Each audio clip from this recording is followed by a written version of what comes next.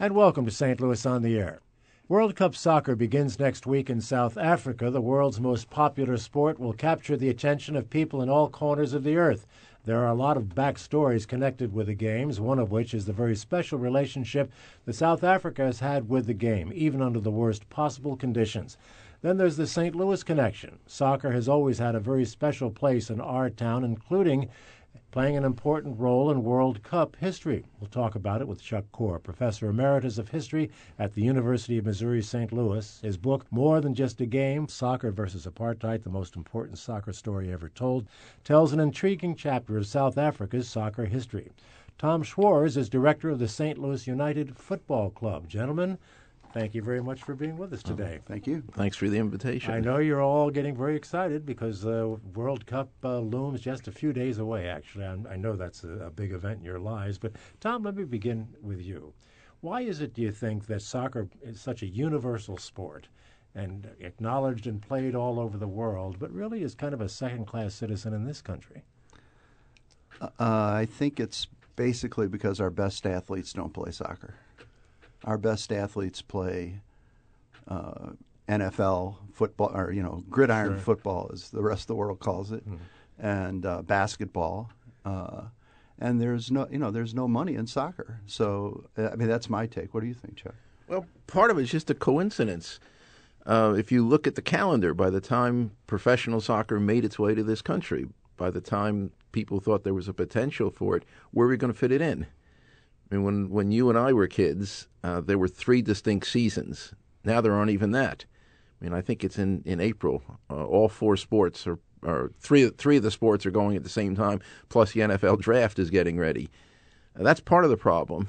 I remember a few years ago there was this dramatic statistic that more boys under the age of 15 in California and Texas were playing soccer than were playing football.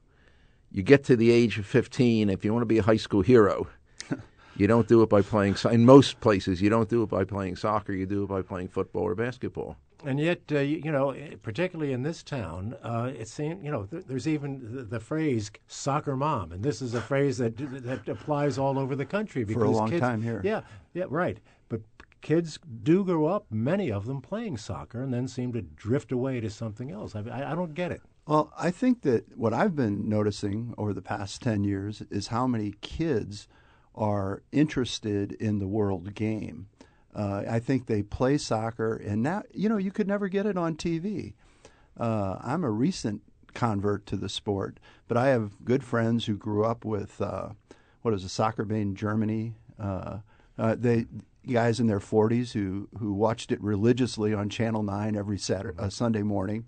And that's how they learned about the world game. Well, now we turn on ESPN. The Champions League game was on Fox 2 Saturdays ago, which is essentially world football's Super Bowl. So, man, there's so much exposure now. Everywhere you go, you see kids in European jerseys. I think that the interest is, but once again, we like winners. And you look at these in every other country in the world, with few exceptions, the best athletes play football. That's not true here. They got so much more, more lucrative options. You said you're a recent convert to the game. I'd be interested in knowing how you were converted. I grew up in South St. Louis. Went to a Catholic school that didn't have soccer. Never even thought about it. Till about 1994, till 94, the World Cup in the United States. And my wife is a nuclear pharmacist and works at WashU and works with people from all over the world. And we'd go and watch games at bars around WashU. And the passion that the people had was something that it amazed me. And I thought, I'm missing something. At the time, I was a big NBA fan.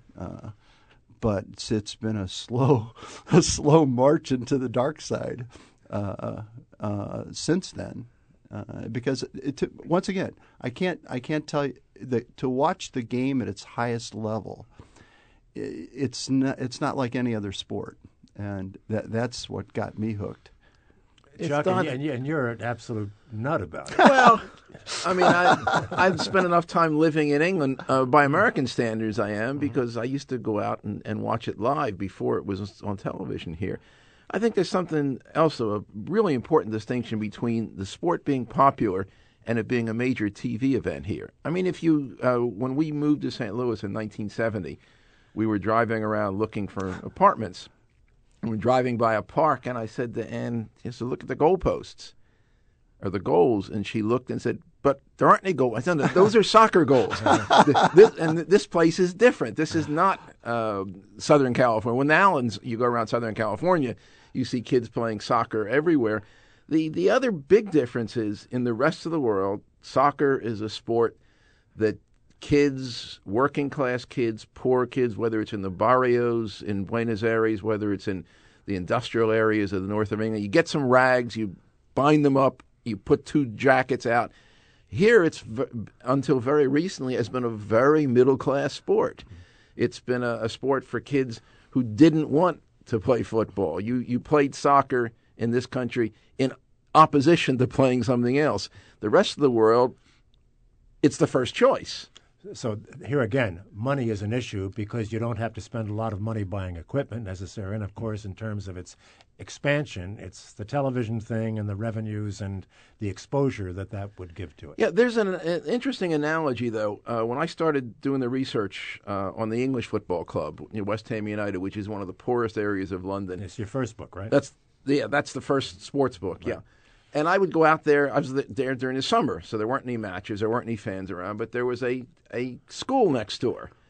And these kids in school uniforms during recess, elementary school, were kicking a soccer ball around. And I thought, this is what I lived in Philadelphia, except in my case, it was vertical. We played schoolyard basketball 10 months of the year on cement. Well, these kids are playing what I described to the manager at West Ham as horizontal basketball on cement. And I think in that respect, we can understand better the passion for soccer in the rest of the world. It's the same thing as if you grew up playing schoolyard hoops here.